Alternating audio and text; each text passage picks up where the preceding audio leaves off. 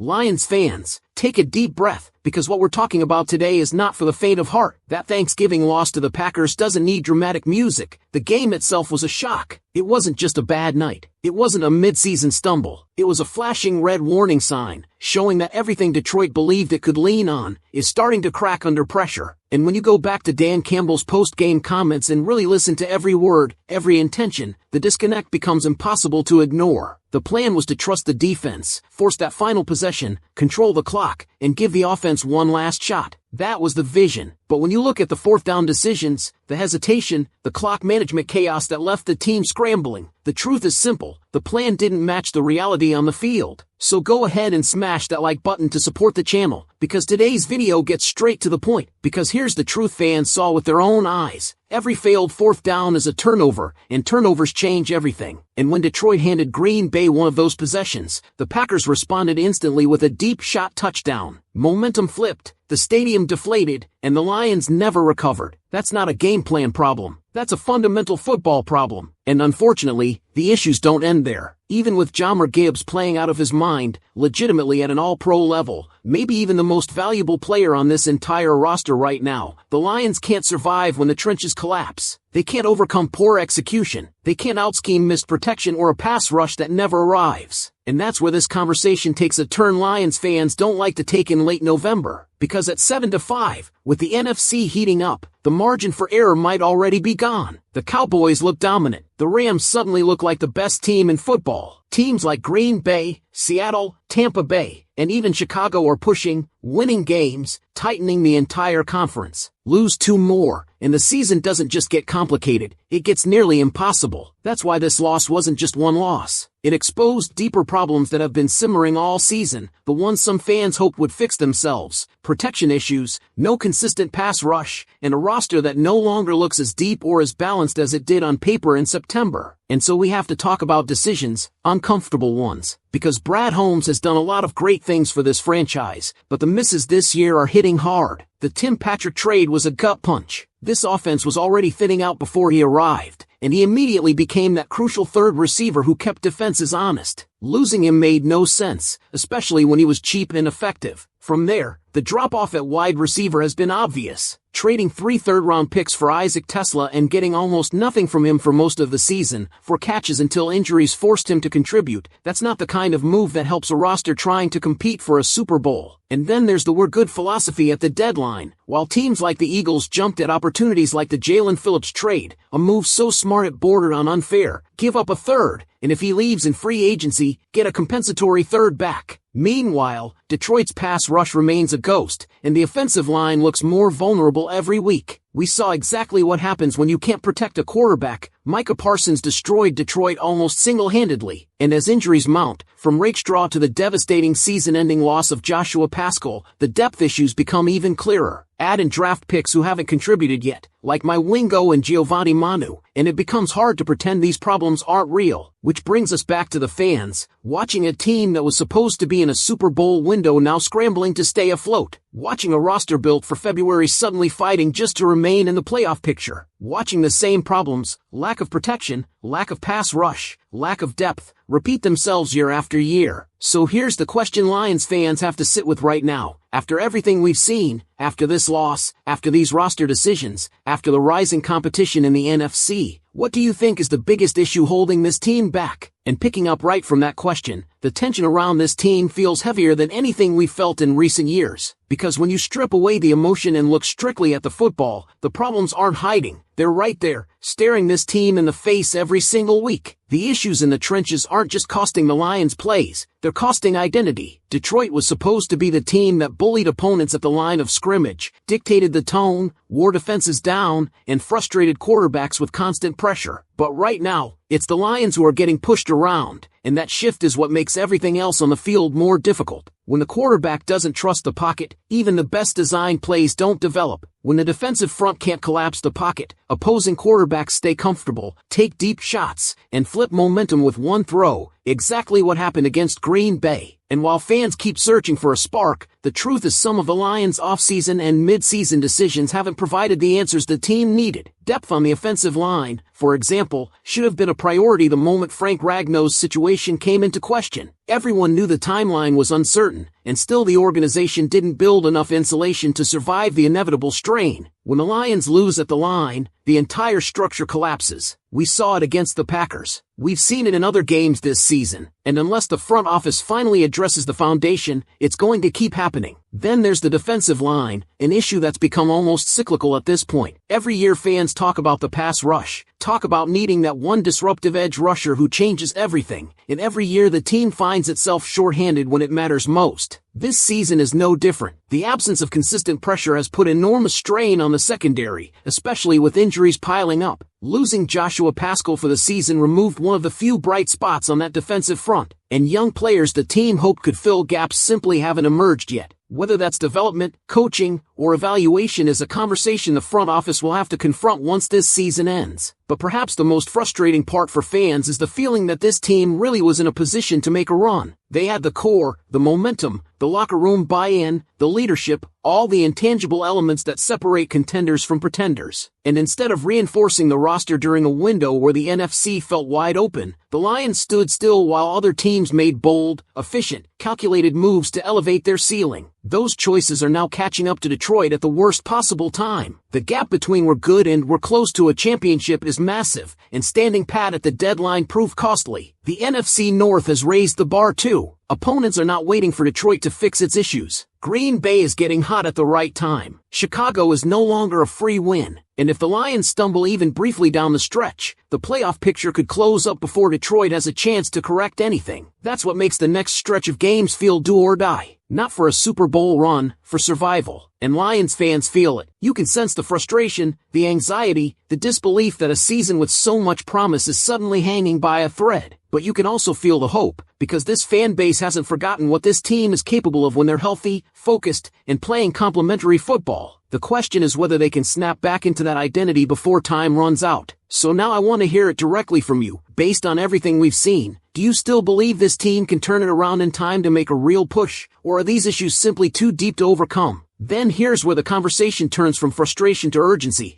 because the Lions don't have the luxury of gradual fixes or long-term experiments anymore. Every snap from this point forward carries weight. Every decision, every adjustment, every response to adversity is going to define not just how this season ends, but how the organization evaluates itself moving into the offseason. And that's why when you look back at all the moments that slipped away, the missed fourth downs, the protection breakdowns, the failure to generate pressure, you start to understand how thin the margin really is. This isn't about luck or bad bounces, it's about fundamental football slipping through the cracks. And what makes this stretch feel even heavier is that the Lions actually do have players capable of changing games. Jahmyr Gibbs is one of the few constants carrying this offense right now, performing week after week at a level that deserves every bit of national recognition. But even a player performing at an all-pro level can't compensate for a line that's losing battles or a defensive front that can't win one-on-one matchups. When your best players are forced to play uphill every single week, the entire roster feels the strain, and that's exactly what's happening. Because the problems extend past single plays or specific games, they've been building. The offensive line, once considered the team's greatest strength, is now a source of instability. The pass rush, which was supposed to take a leap, remains inconsistent at best. Depth has become a liability, especially at positions where injuries were practically guaranteed, yet the team still didn't fully reinforce them. And when your front office underestimates the risks, the on-field product always pays the price. Not bringing back proven players like Kevin Zeitler, letting Tim Patrick go despite his value, and failing to supplement the trenches properly, those decisions are the kind that don't show up in September, but become glaring by November. And now here we are. The schedule gets no easier. The NFC gets no slower. The Lions' margin for error shrinks with every kickoff. The fan base is once again watching a season that started with belief slowly become a fight for relevance,